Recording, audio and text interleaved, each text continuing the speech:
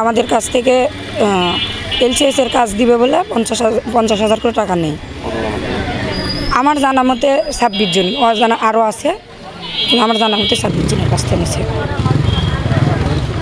তো আমরা সেটা ইঞ্জিনিয়ার স্যারকে বললে ইঞ্জিনিয়ার স্যার আমাদের সময় নেই যে সময়ের মধ্যে টাকা দিব। প্রথমে 2 দিন নেয়, কোনো ব্যবস্থা নেই, তারপরে 1 সপ্তাহ নেয়, সেখানেও ব্যবস্থা নেই, সেখানে 8 তারিখ থেকে 15 তারিখ পর্যন্ত নেয়, সেখানেও কোনো ব্যবস্থা করে নাই।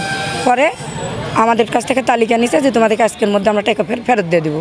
26 জনের কাছ থেকে তালিকা নিছে, কিন্তু সেখানেও সেই 8 দিনও চলে গেছে, আমাদের কোনো ব্যবস্থা করেনি।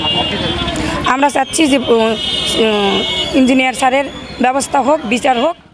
গরিব মানুষ, আমার হাত এই যে প্রতিবন্ধী, আমি মোট মুছতে পারি না, আমি কাজ করে খাই, আমি মাঠে ঘাটে কোনো জায়গায় কাজ করতে পারি না, আমি খুব গরিব মানুষ, আমি খুব অসহায় মানুষ, আমি সন্তান নিয়ে খুব কষ্টে খাই, আমার জায়গা জমি নাই, টাকা ফেরত চাই, কাজও চাই।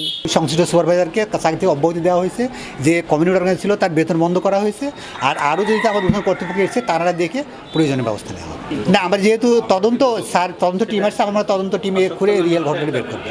না, আমরা অভিযোগ করতে পারি, যেহেতু আমরা অভিযোগ করেছি, তো তদন্ত টিম আসছে, আমার ধারণা তদন্ত কমিটি তদন্ত করে এই জিনিসটা বের হয়ে আসবে।